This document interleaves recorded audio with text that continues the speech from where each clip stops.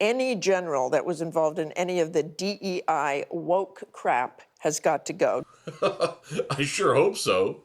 This is Reese, and welcome to Back Porch News. Well, it's another day ending in Y, and the media and the Democrat swamp are out to spread misinformation, or lies, about Donald Trump and his upcoming administration. On Sunday, pretend journalist Martha Raddatz was joined on ABC's This Week by former deep state stooge and current Senator-elect Elissa Slotkin.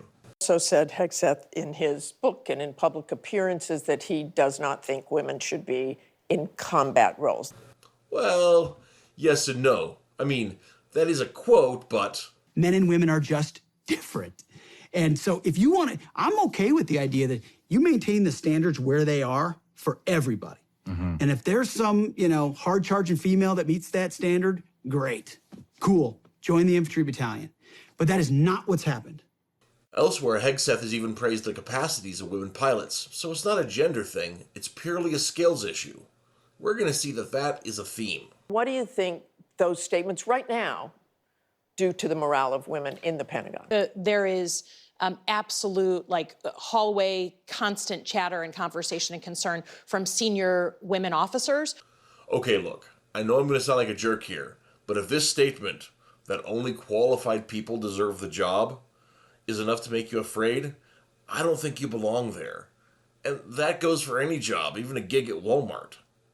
Hegseth has also said that any general that was involved in any of the DEI woke crap has got to go. Do you expect Donald Trump to fire top generals who he considers woke, or those close to former chairman Mark Milley? I mean, I don't think you have to interpret anything. I think they've been very clear. While this plan has never really been a secret, what with Trump calling out generals such as the traitorous Mark Milley, well, when Trump talks about restoring greatness to the military, and when Hegseth talks about firing woke generals, they are going back to this discussion about competence.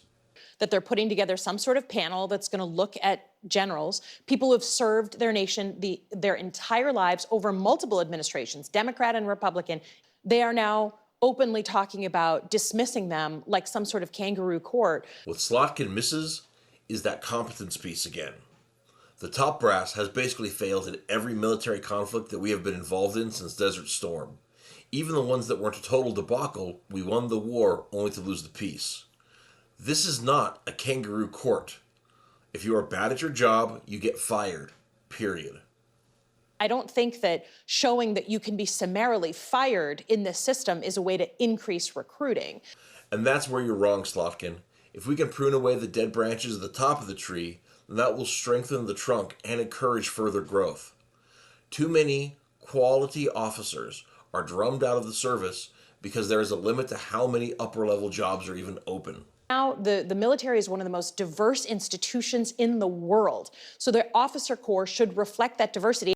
Well, that's even more reason to retire these old guys and let the natural diversity of the rank and file populate the upper echelons. The Secretary of Defense is designed to be a very important job, so who we put in there is extremely, extremely critical.